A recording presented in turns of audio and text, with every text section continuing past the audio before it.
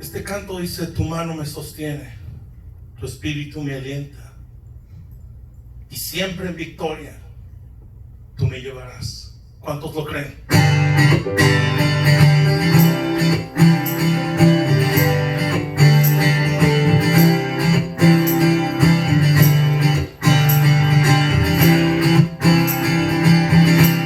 Tu mano me sostiene, tu espíritu me alienta, siempre en victoria tú me llevarás.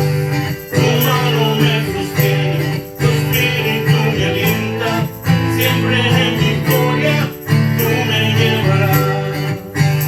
Vivo solo para Cristo y nadie más, solo en Jesús yo encontré la paz. Él me llena de su espíritu de amor, siempre cantaré, soy más que vencedor.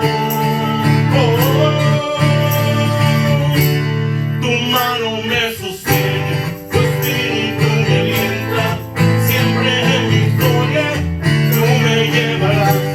Tu mano me sostiene, tu espíritu me alienta, siempre en victoria tú me llevarás. Vivo solo para Cristo y nadie más, solo en Jesús yo encontré la paz. Él me llena de su espíritu de amor, siempre cantaré, soy más que vencedor. Tu mano me sostiene, tu espíritu me alienta, siempre en victoria tú me llevarás. Tu mano me sostiene, tu espíritu me alienta, siempre en victoria tú me llevarás.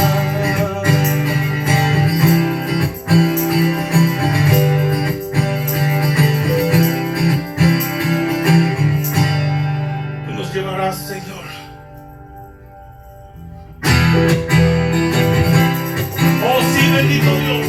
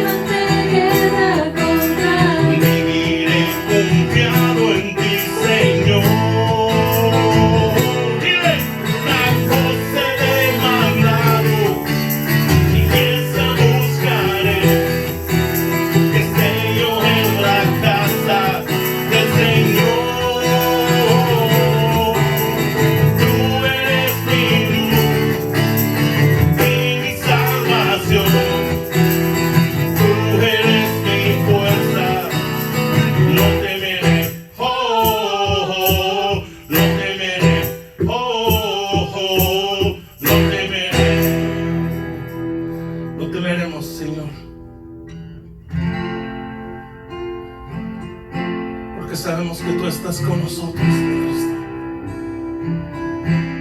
Que tú nos proteges, bendito Dios. Que tú estás en cuidado, Padre, de todos nosotros, Padre.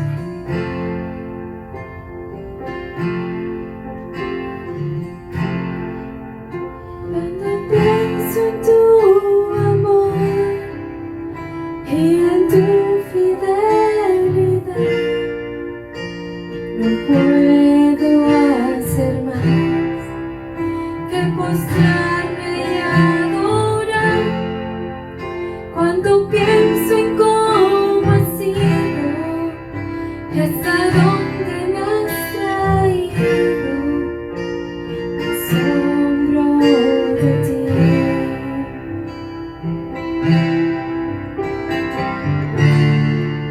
Y no me quiero conformar.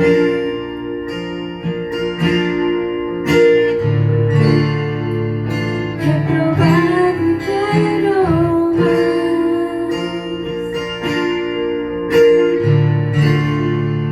Y no me quiero conformar.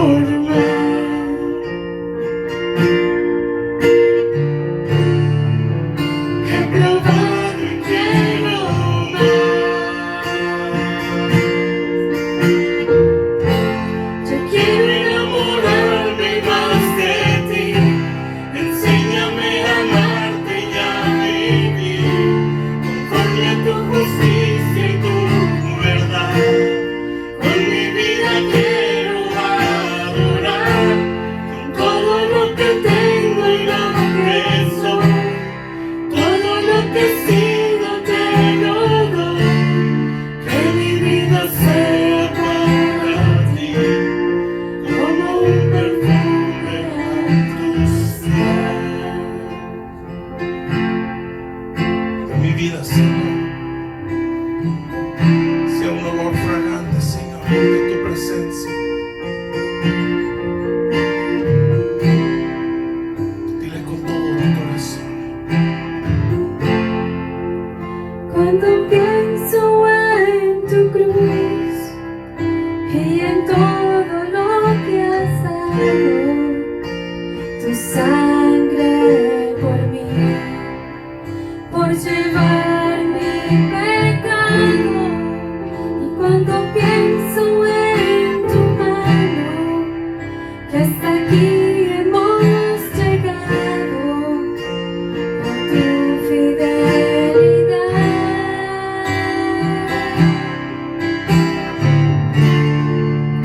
No me quiero conformar.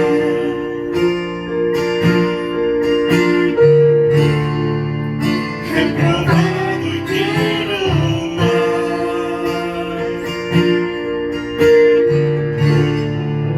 No me quiero conformar.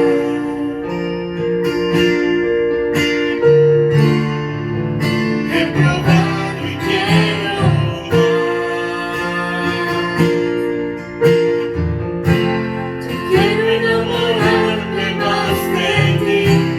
Enséñame a amarte y a vivir conforme a tu justicia y tu verdad.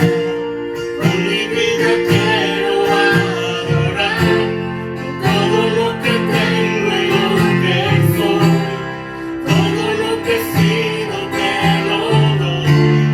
Que mi vida sea para ti como un perfume a tus pies. Levanta tu voz y díselo. Yo quiero enamorarme más de ti. Enséñame a amarte y a vivir conforme a tu justicia y tu verdad. Con mi vida quiero adorar, con todo lo que tengo y lo que soy, todo lo que he sido te lo doy. Que mi vida sea para ti como un perfume a tus pies. Te voy a pedir que ahí donde estás, con todo tu corazón, le digas: Señor, yo quiero servirte, Padre. quiero pedirte que me uses, mi bendito Dios.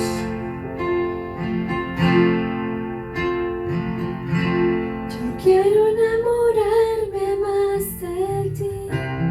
Enséñame a amarte y a vivir conforme a tu justicia y tu verdad.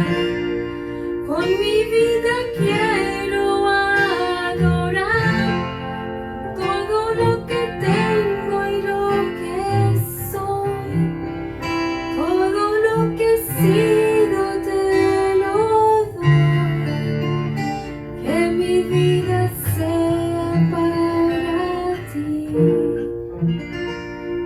como un perfume a tus pies.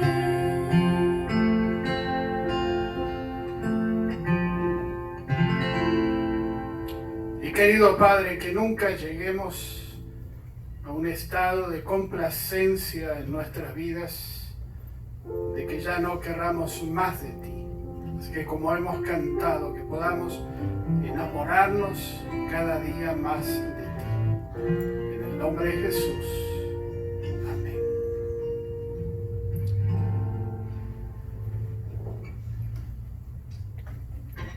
Bienvenidos a los de cerca, también a los de lejos.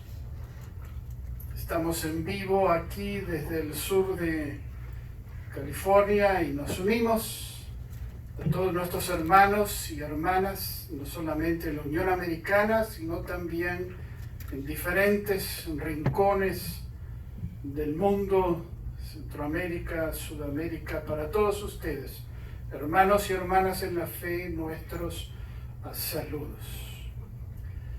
Quiero seguir compartiendo eventos que ocurrieron después de la resurrección de nuestro Señor Jesucristo. Ya hemos visto algunos, el capítulo 20 del Evangelio según San Juan, y en esta oportunidad veremos la tercera aparición de nuestro Señor Jesús a un grupo de sus discípulos al comienzo de Juan capítulo 21. En nuestras Biblias tenemos un subtítulo que dice: Jesús se aparece a 7 de sus discípulos. De acuerdo al Evangelio de Juan, capítulo 20, capítulo 21, está la tercera aparición de Jesús a un grupo de sus discípulos. En el capítulo 20, los versículos 19 al 23, Él se apareció a 10 de sus discípulos. Allí no estaba Judas por razones obvias, pero tampoco estaba Tomás, el dídimo, el gemelo. Pero siguiendo con el relato del capítulo 20, en los versículos 24 en adelante, Jesús ahora se aparece nuevamente a 11 de sus discípulos, y en esta oportunidad estaba Tomás, como lo vimos hace unos días atrás. El capítulo 21 nos dice: después de esto, Jesús se manifestó otra vez a sus discípulos junto al mar de Tiberías, también conocido como el lago de Kineret o el mar de Galilea, y se manifestó de esta manera. Estaban juntos Simón Pedro, 1, Tomás llamado el dídimo, 2, Natanael el de Caná de Galilea, 3, los hijos de Zebedeo, los hermanos Santiago y Juan, 5, y otros 2 de sus discípulos, un total de 7. Encabeza la lista Simón Pedro. Comienza desde ahora él a tomar una posición de liderazgo espiritual entre los discípulos, no como un arzobispo o un obispo, sino simplemente tomar esa posición de liderazgo que la vamos a ver ya en el capítulo de Hechos 1 y 2, juntamente con Juan. También se nos dice que estaba Tomás, llamado el Dídimo, el mellizo, aquel que le hemos puesto Tomás el incrédulo, porque él quería ver para creer, y no hay nada malo como cuando hablamos de Tomás, muchas veces ver para creer, pero también tenemos que entender que si todo lo que vamos a creer tenemos que verlo, nunca vamos a ejercitar nuestra fe, porque la fe es pasar de lo conocido a lo desconocido. Pero allí estaba Tomás en esta oportunidad. Estaba Natanael, el de Caná de Galilea, uno de sus primeros discípulos. Y también estaban los hijos de Zebedeo, que ya lo mencioné, Santiago y Juan, los Boanerges, los hijos del trueno. Se nos dice también al final del verso 2, otros dos de sus discípulos. Interesante que no se nos mencionan los nombres, se nos dice otros dos de sus discípulos. Y aquí encontramos la primera lección de nuestro estudio en esta oportunidad, de esos otros dos de sus discípulos. Son aquellos que en la iglesia no registran sus nombres, quizás no tienen el don de la enseñanza, no tienen el don de la música, no tienen el don de liderar un ministerio, el don de la administración, pero están allí, están sirviendo al Señor. Son aquellos anónimos que están en todas las iglesias. No conocemos sus nombres, pero están presentes, anónimos, pero fieles. Y mientras preparaba el mensaje en estos días, di gracias a Dios. Nuestra iglesia específicamente tiene fama en nuestros ministerios hispanos de que el 80% de los que se reúnen en nuestra iglesia están sirviendo de una manera u otra al Señor. El otro 20% han decidido por sí mismos no ser útiles a la obra de Dios, y está bien conmigo como pastor, porque lo que no entra por la razón del Espíritu Santo tampoco entra por la fuerza. Pero estoy agradecido a todos aquellos de nuestra iglesia que representan a estos dos, anónimos, sin nombres, que hacen cosas en la iglesia, pero no son personas vistas a los ojos, como son los que están en el conjunto de alabanza, los que estamos compartiendo la palabra de Dios, o líderes de otros ministerios, mujeres, hombres, matrimonios, pero están allí, están sirviendo a Dios. Y nuevamente, para aquellos de nuestra iglesia que nos están escuchando en esta oportunidad, como su pastor, doy gracias por su servicio a esta iglesia. Quizás sus nombres nunca serán reconocidos como pilares de una iglesia, pero Jesús sí los reconoce, y yo también en esta tarde. Esos discípulos, esos que en alguna de nuestras comidas, aún teniendo más de 70 años, están preparando un puré de aguacates o palta, como se dice en algunos lugares, cortando rodajas de tomates y lechuga y preparando cosas para bendecir al cuerpo de Cristo.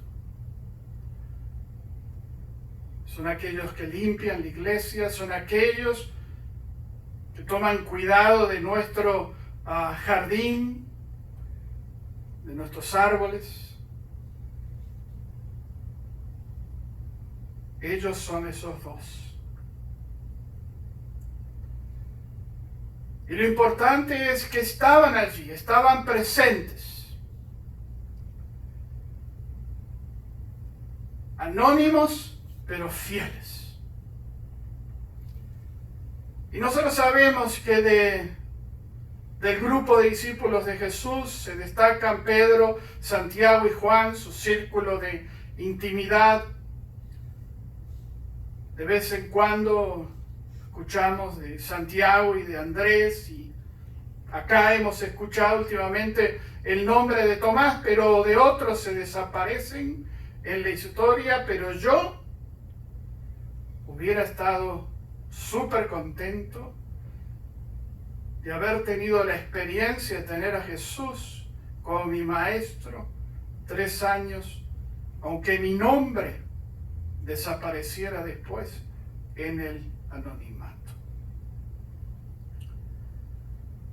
El verso 3 continúa la historia, dice: Simón Pedro les dijo: voy a pescar. Ellos le dijeron: vamos nosotros también contigo. Fueron y entraron en una barca, y aquella noche no pescaron nada.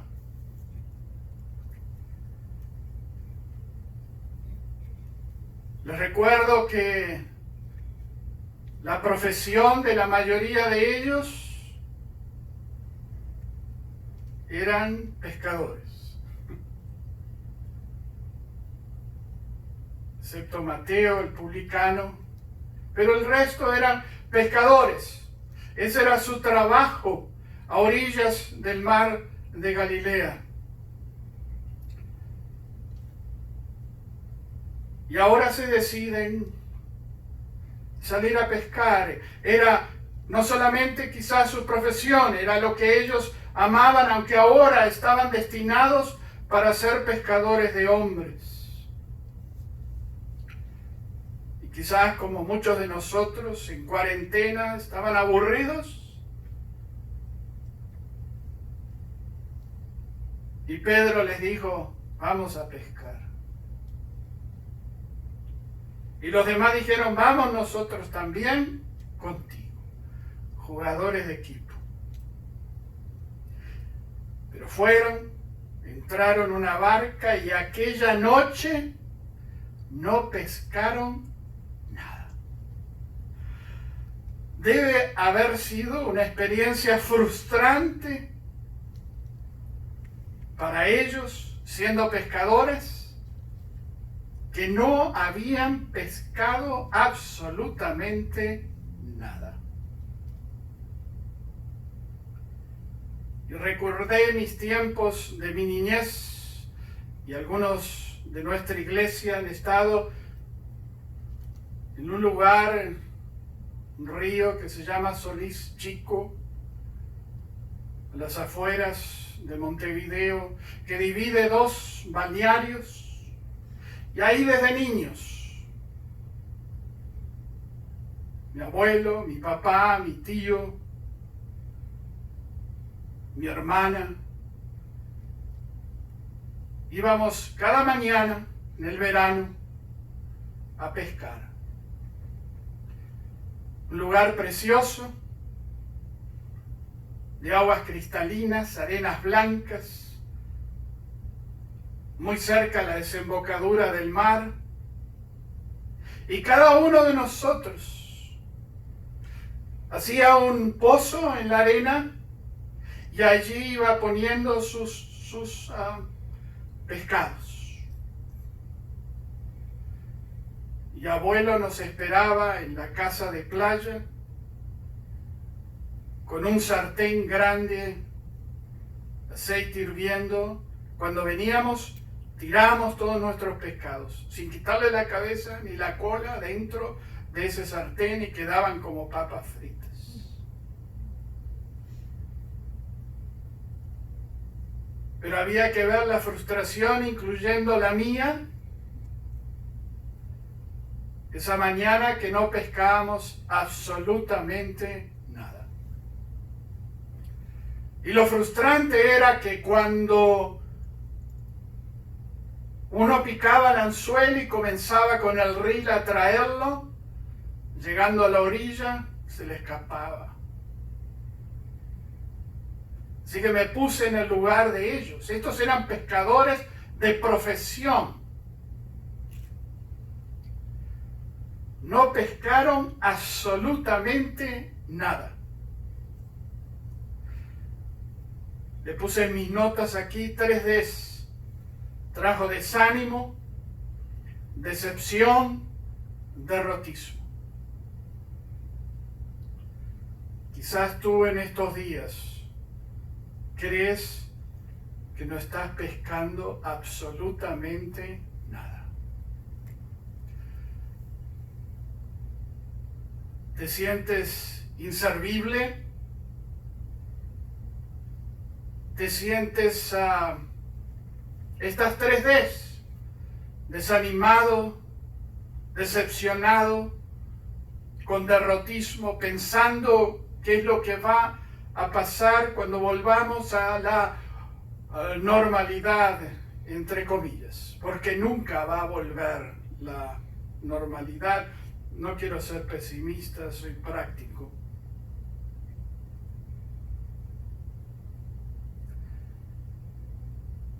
El verso 4 dice: cuando ya iba amaneciendo, se presentó Jesús en la playa, mas los discípulos no sabían que era Jesús.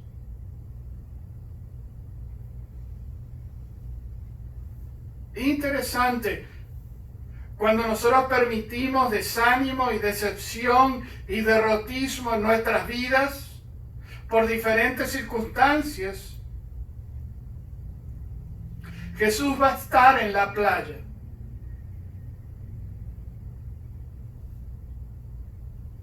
Pero dice que sus discípulos no sabían que era Jesús.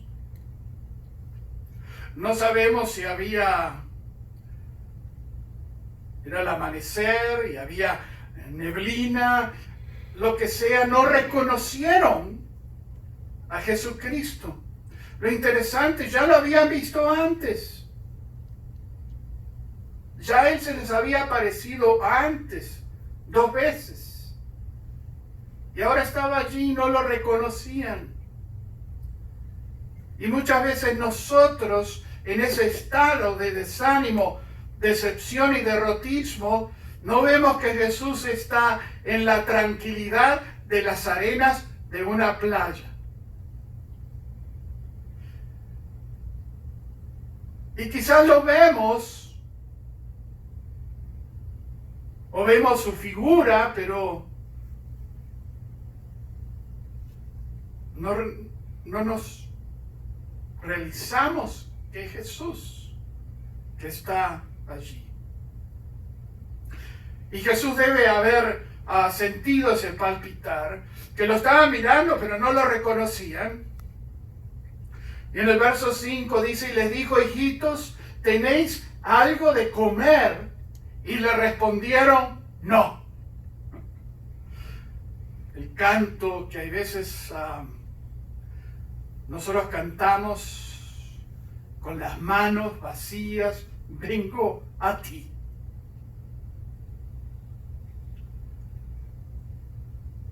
Quizás nosotros hoy, Jesús también nos pregunta: ¿tienen ustedes algo de comer? Y nuestra primera respuesta es no. Y lo que Jesús les estaba preguntando es: ¿cómo están?